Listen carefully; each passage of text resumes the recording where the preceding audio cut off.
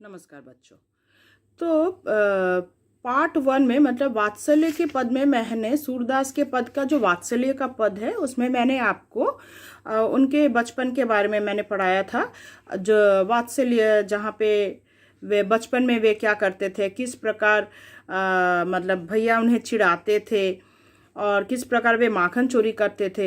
अब दूसरा जो भाग है मतलब सूरदास का ही भ्रमर गीत जो है वो मैं आज पढ़ाने जा रही हूँ अभी दूसरे पार्ट में। तो यहाँ पर देखो कृष्ण जो है अब बड़े हो गए हैं और वे अब कहाँ गए हुए हैं, मथुरा गए हुए हैं। किसी काम से वे मथुरा गए हुए हैं और उन्होंने उद्धव को यहाँ पर भेजा है, ब्रज में भेजा है, ब्रज भूमि में भेजा है।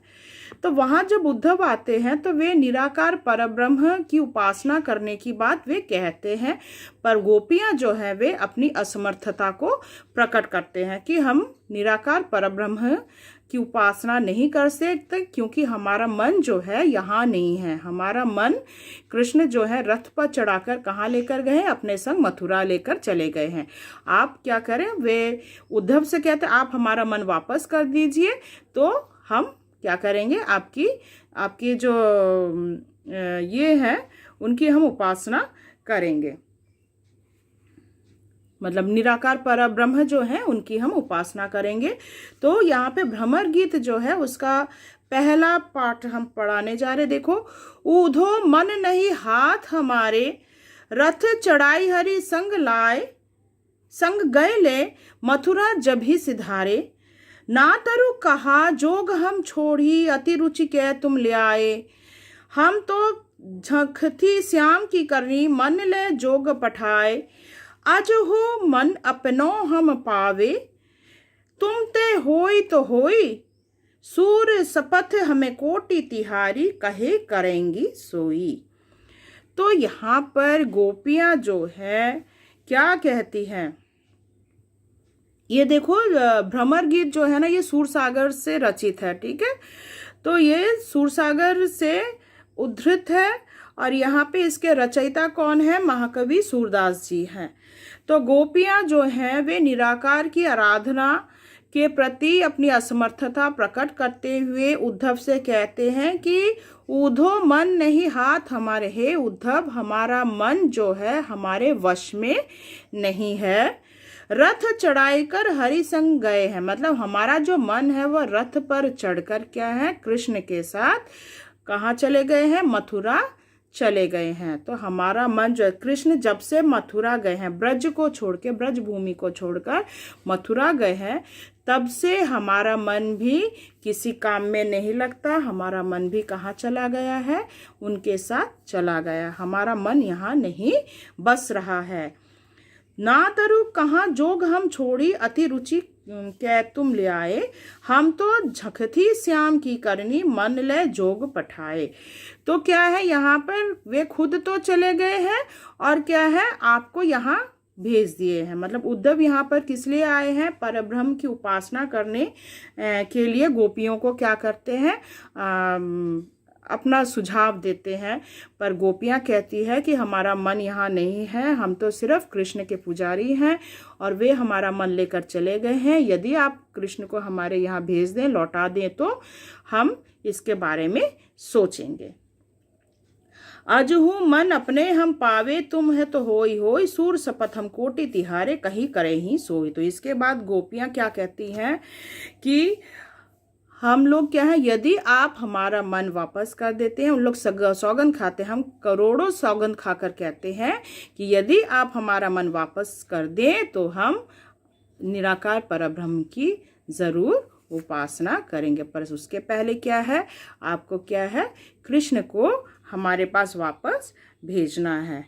आशा करती हूँ भ्रमर गीत का पहला पार्ट समझ में आया होगा। अब दूसरा पार्ट देखो जो है, मधुबन तुम कत रहत करे। भ्रमर गीत का दूसरा पद देखो, मधुबन तुम कत रहत हरे। यहाँ पे कृष्ण जी नहीं हैं, वे गोपियाँ जो हैं विरह वेदना में जल रही हैं। तो यहाँ पर उनके जलने से उन्हें आसपास का वातावरण बहुत ही मतलब कष्टदायक लगता, मतलब उन्हें अच्छा नहीं लगता, उन्हें मन में देखो जब खुशी नहीं रहता है तो आसपास का वातावरण में भी क्या है, दुखमय नजर आता है। तो मधुबन तुम वो, अब देखो जो प्रकृति है, प्रकृति तो अपने हिसाब से ही चलती है। तो मधुबन जो है मतलब बाग बगीचा हरा भरा है, वहाँ पर फूल खिले हुए हैं। तो पौधों पर जब फूल खिले हुए देखती हैं तो गोपियाँ जो हैं वह गुस्सा हो जाती हैं, चिढ़ जाती हैं। वे कहते हैं, हे मधुबन तुम हरे भरे क्यों हो, चिरत विरह वियोग श्याम सुंदर के ढाड़े क्यों न जरे, तुम विरह वियोग में तुम जलकर जल क्यों नहीं जाती, तुम इस प्रकार हरे भरे कैसे रह सकते हो, हमारे कृष्ण यहाँ पर नहीं है और तुम क्या हो, तुम हरे भरे नजर आते हो, तुम्हें तो विरह वेदना में जल जाना चाहिए। मोहन बेनु बजावत तुम तर शाखा टेकी खरे, तो तुम्हारी शाखा पर कृष्ण जी क्या करते थे, टेक कर क्या बांसुरी बजाया करते थे, मधुर धुन पर बांसुरी बजाया करते थे तुम्हारे ही शाखा पर। और तुम क्या कर रहे हो, इस मधुबन को क्या है हरा भरा रखते थे, खुश रखते थे।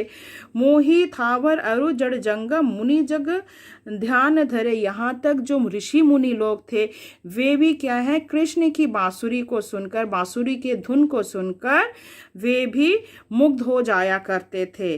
तो वहाँ पर तुम कैसे इस प्रकार हरे भरे रह सकते हो, तुम्हें जलकर राख हो जाना चाहिए। वह चितवनी तू मन न धरत है, फिरी फिरी पुहुप धरे, तुम्हें शर्म नहीं आती कि कृष्ण के ना रहते हुए तुम किस प्रकार ये सोच सकती हो, इस विरह वेदना में तुम किस प्रकार इस प्रकार हरे भरे हो, तुम्हें तो जलकर राख हो जाना चाहिए। तुम किस प्रकार फूल विकसित कर रहे हो अपने मतलब पौधों पर, किस प्रकार फूल विकसित कर रहे हो। सूरदास प्रभु विरह दवानल नख सिख लय न जरे, तो सूरदास के प्रभु के ना रहने से, सूरदास जी कहते हैं उनके प्रभु मतलब यहाँ पर जो गोपियाँ हैं कहती हैं कि यहाँ पर कृष्ण जी नहीं हैं, उनके विरह में तो हम लोग व्याकुल हो रहे हैं। तुम्हें भी क्या है, नख से मतलब पैरों की उंगली से लेकर शिख तक मतलब पैर से सिर तक तुम्हें तो जल बुन जाना चाहिए, तुम्हें जलकर राख हो जाना चाहिए। मतलब चारों तरफ विरह वेदना में क्या है, सभी को जलकर राख हो जाना चाहिए। आशा करती हूँ तुम्हें दूसरा पद समझ में आया होगा। धन्यवाद।